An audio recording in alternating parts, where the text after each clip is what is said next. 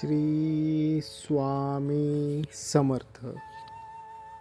स्वामी सांगतात, आपल्या सभोवती आपल्या अवतीभोवती असणाऱ्या लोकांचा आपल्या जीवनामध्ये फार मोठा परिणाम हा होत असतो. आपल्या अवतीभोवती असणारे लोक ज्यांच्यासोबत आपण रोज उठतो बसतो, त्यांच्या सहवासात असतो, त्यांचा आपल्या जीवनामध्ये फार महत्त्वाचा भाग असतो. त्यांचा आपल्या जीवनावरती खूप मोठा असा परिणाम होत असतो. आपण ज्या लोकांसोबत राहतो बसतो, सतत त्यांच्याशी बोलत असतो, कालांतराने आपण त्या लोकांसोबत राहून त्यांच्यासारखाच विचार करायला लागतो.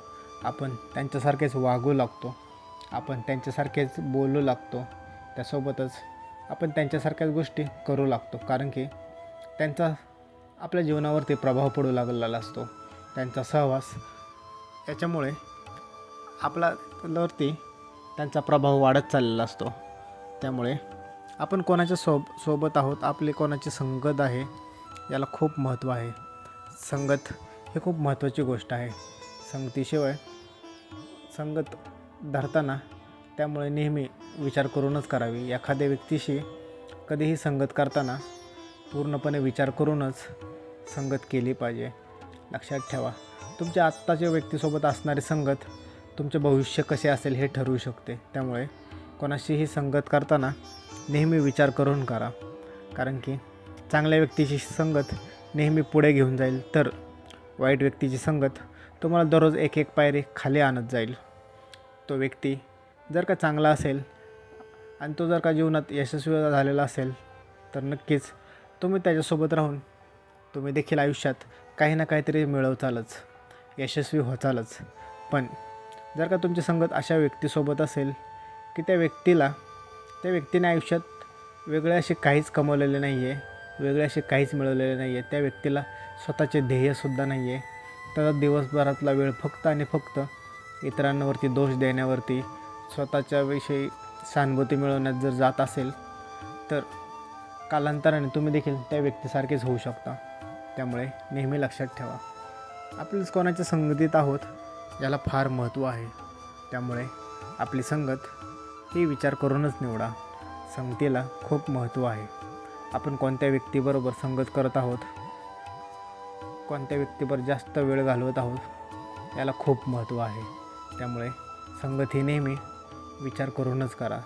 संगत करताना अशा व्यक्तींवर संगत करा की ज्या व्यक्तींकडून आपल्याला चांगले काहीतरी शिकता येईल, ज्या व्यक्तींपासून आपण यशस्वी होण्यासाठी आपल्याला प्रेरणा मिळेल. ज्या व्यक्तीसोबत अशी संगत ठेवा की तो व्यक्ती त्याने आयुष्यात स्वतः काहीतरी एक ध्येय ठेवले असेल आणि ते ध्येय प्राप्त करण्यासाठी तो स्वतः दिवसरात्र मेहनत करत आहे. अशा व्यक्तींची संगत कधीही चांगलीच. त्यामुळे नेहमी लक्षात ठेवा, आपली संगत कोणावरती आहे, आपण कोणासोबत बसतो उठतो, याला खूप महत्त्व आहे. त्या व्यक्तीचा आपल्या जीवनावर खूप मोठा प्रभाव हा जाणवत असतो. त्यामुळे संगत नेहमी विचार करूनच करा. स्वामी नेहमी सांगतात, बुद्धीचा वापर जास्त करणाऱ्या लोकांपेक्षा मनाचा वापर करणारे लोक हे जास्त चांगले असतात.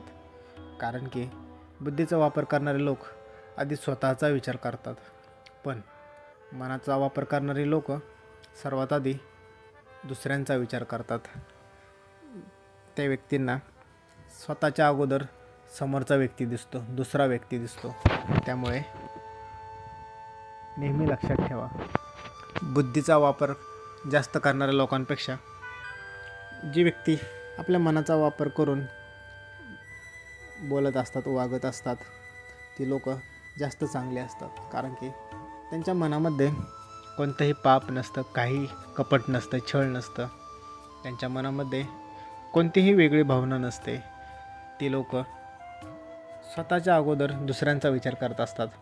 भलेही स्वतःला त्यांना कमी भेटलं तरी चालेल, पण ते दुसऱ्याला काही कमी पडू देत नाहीत. ते आपल्या स्वतःच्या अगोदर समोरच्या व्यक्तीचा विचार करत असतात. बदल्यामध्ये त्यांना दुसरे काहीही नको असते, त्यांच्या मनामध्ये कोणतीही भावना नसते.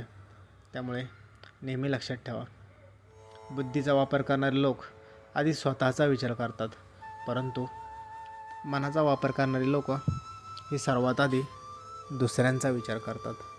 त्यामुळे नेहमी लक्षात ठेवा, बुद्धीचा वापर करणारे लोकांपेक्षा मनाचा वापर करणारे लोक खूप चांगले असतात. स्वामी नेहमी सांगतात, चालता चालता कधीतरी अरे ठेच तर लागणारच आहे. जगायचं म्हटलं तर दुःख हे असणारच. ठेच लागणार म्हणून चालणं सोडायचं नाही. दुःख आहे म्हणून जगणं सोडायचं नाही. दुःखातही आनंदाला कुठेतरी शोधायचं असतं. आतून रडतानाही दुसऱ्याला हसवायचं असतं. यालाच तर जगणं म्हणायचं असतं. लक्षात ठेवा, आपले जीवनच असे आहे की जीवनामध्ये चढ उतार हे येतच असतात. चढ उतार हे आपल्या जीवनाचा एक अविभाज्य भागच झालेला आहे. प्रत्येक व्यक्तीच्या आयुष्यात सुख दुःख हे ये जा करतच असतात. अगदी तो श्रीमंतातला श्रीमंत व्यक्ती असला किंवा गरिबातला गरीब व्यक्ती तरी देखील त्याच्या आयुष्यामध्ये या गोष्टी होतच असतात. प्रत्येक व्यक्तीच्या जीवनात दुःख आणि सुख या गोष्टी ये जा करतच असतात. नेहमी लक्षात ठेवा, सुख कायमचे राहत नाही आणि दुःखसुद्धा कायमचे राहत नाही. आज सुख आहे याचा अर्थ असा नाही की उद्यासुद्धा माझ्या जीवनामध्ये सर्व काही सुखीच असेल, सुखच भेटेल, मला सर्व काही चांगलेच घडेल. कदाचित उद्या तुमच्या बाबतीत काहीतरी वेगळी गोष्ट घडू शकते. उद्या तुमच्या आयुष्यात काहीतरी वेगळ्या अडचणी येऊ शकतात. काही तुम्हाला दुःख होऊ शकतो, कशाचा तरी त्रास होऊ शकतो. पण याचा अर्थ नाही की ते कंटिन्यू सतत तसेच राहील. परवा दिवशी पुन्हा तुमच्या जीवनामध्ये सुख येऊ शकते. तसेच आज दुःख आहे म्हणून रडत बसायचे नाही. लक्षात ठेवा, आज दुःख असले तरी उद्या भविष्यात तुम्हाला सुख हे भेटणारच आहे. त्यामध्ये कोणताही शंका बाळगू नका. तुम्ही फक्त तुमचे कर्म चांगले ठेवा, तुमचे प्रयत्न चांगले ठेवा. जो व्यक्ती कोणत्याही फळाची चिंता न करता आपले कष्ट प्रामाणिकपणे करत राहतो, त्या व्यक्तीला न काही मागता सर्व काही भेटत असते. कारण की तो कोणत्याही अपेक्षेशिवाय आपले कर्म हे करत असतो. बदल्यामध्ये त्याच्या मनामध्ये कोणतीही भावना नसते. त्याला कोणाकडूनही काहीही नको असते. त्याला फक्त आपले कर्म करायचे असतात, लोकांची मदत करायची असतात. जी व्यक्ती नेहमी लक्षात ठेवा, स्वतःपेक्षा इतर व्यक्तींना पुढे ठेवते, स्वतःच्या इच्छेपेक्षा दुसऱ्या व्यक्तींची इच्छा जपते, स्वतः अगोदर समोरच्या व्यक्तीचा दुसऱ्या व्यक्तीचा विचार करते.